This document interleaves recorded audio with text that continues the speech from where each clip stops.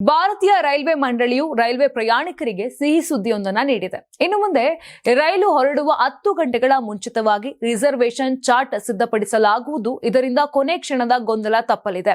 ಇದೇ ವೇಳೆ ಐಆರ್ಸಿಟಿಸಿ ಈ ವ್ಯಾಲೆಟ್ ಹಣವನ್ನು ಟಿಕೆಟ್ ಖರೀದಿಗೆ ಮಾತ್ರ ಬಳಸಬಹುದು, ಹಿಂಪಡೆಯಲು ಸಾಧ್ಯವಿಲ್ಲ ಎಂದು ರೈಲ್ವೆ ಸಚಿವರು ಸ್ಪಷ್ಟಪಡಿಸಿದ್ದಾರೆ. ಹಾಲಿ ಇರುವ ವ್ಯವಸ್ಥೆಯಲ್ಲಿ ರಿಸರ್ವೇಶನ್ ಚಾರ್ಟ್ಗಳನ್ನು 4 ಗಂಟೆ ಮುಂಚಿತವಾಗಿ ಸಿದ್ಧಪಡಿಸಲಾಗುತ್ತಿತ್ತು.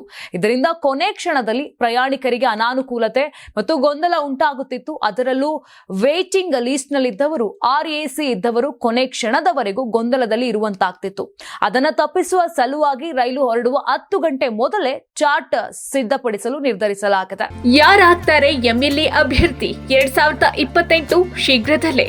ಪ್ರತಿದಿನ ಒಂದೊಂದು ಕ್ಷೇತ್ರದ ಟಿಕೆಟ್ ಆಕಾಂಕ್ಷಿಗಳ ಸಂಪೂರ್ಣ ಮಾಹಿತಿ ಪೊಲಿಟಿಕಲ್ ಜರ್ನಲಿಸ್ಟ್ ಕೆಎಂ ಶಿವಕುಮಾರ್ ಅವರಿಂದ. ಕರ್ನಾಟಕದ ನಂಬರ್ 1 ಡಿಜಿಟಲ್ ಮೀಡಿಯಾ ನಿಮ್ಮ ನೆಚ್ಚಿನ ಕರ್ನಾಟಕ ಟಿವಿಯಲ್ಲಿ ಮಾತ್ರ.